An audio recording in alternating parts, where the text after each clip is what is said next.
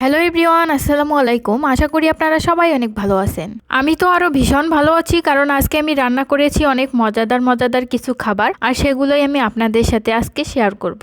যদিও খুব ভালো রান্না করি না, কিন্তু চেষ্টা করি ভালোভাবে রান্না করার এবং ডেকোরেশন করার। আমি ডেকোরেশন করে খেতে খুবই পছন্দ করি, তাই একটু চেষ্টা করলাম। কেমন হয়েছে অবশ্যই সবাই কমেন্ট করে জানাবেন। আগে যখন বাসায় ছিলাম তখন সব মোটামুটি কাজ আমি করতাম, কিন্তু কখনো আমি রান্না করিনি, কারণ আমার আম্মু অনেক বেশি ভালো রান্না করে। আমার আর সেখানে রান্না করার কোনো প্রয়োজন হয়নি, কিন্তু এখন যেহেতু বাইরে থাকি এখন তো রান্না করতেই হবে, তাই টুকটাক একটু করে চেষ্টা করি। আজকে রান্না করব গরুর মাংস, কিন্তু মজার বিষয় হলো এই গরুর মাংসগুলো আমি নিজে বাজার থেকে কিনে নিই। এগুলো কুড়িগ্রাম থেকে পাঠানো হয়েছে আমার খাওয়ার জন্য। অনেকে হয়তো অবাক হয়ে যাচ্ছেন যে কুড়িগ্রাম থেকে আবার মাংস মাছ কিনে আনা লাগে। আসলে আমি এখানে বেশি একটা বাজার করতে পারি না, শুধু শাকসবজি কিনে খাই, আর মাংস মাছ এসব বাসা থেকে নিয়ে আসি সব সময়। গরুর মাংসের সাথে কিন্তু মাছও পাঠিয়েছিল, কারণ আমি মাছ একদমই কাটতে পারি না, কখনোই কাটিনি। এই ভয়ে আর কখনো খাইও না মাছ, তাই বাসা থেকে এগুলো আমার জন্য পাঠিয়ে দিয়েছে। সবাই হয়তো ভাবতেছেন এতটুক মাংস কেন। আসলে আমি যেহেতু একজন মানুষ, তাই অল্প অল্প রান্না করেই খাই।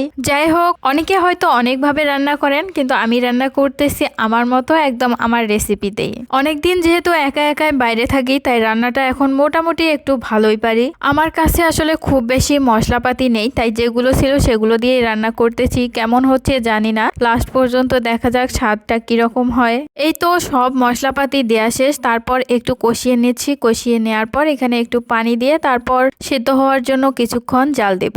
অবশ্যই মাংস কষানোর সময় মনে রাখবেন যে মশলাগুলো যেন পুড়ে না যায়। মশলা পুড়ে গেলে কিন্তু খুব একটা বেশি স্বাদ লাগবে না। প্রথমবার একটু মাংসগুলো কষিয়ে নিব। কষিয়ে নেওয়ার পর এখানে আলু দেব, কারণ আলু সহ মাংস খেতে আমার ভীষণ ভালো লাগে। আপনাদের কার কাছে কেমন লাগে অবশ্যই সবাই কিন্তু কমেন্ট করে জানাবেন। আর আমার একটা কিন্তু ব্যাড হ্যাবিট আছে, সেটা অবশ্য দেখলেই আপনারা বুঝতে পেরেছেন। আমি রান্না করার সময় বেশি বেশি নাড়ানাড়ি করি। এর জন্য মাছ যখন আমি রান্না করি তখন মাছের কাটা ছাড়া অবশিষ্ট কোনো অংশই পাওয়া যায় না। যাই হোক, অনেক বকবক করলাম, আর বকবক করতে করতে আমার রান্না কিছুটা শেষ হয়ে এসেছে।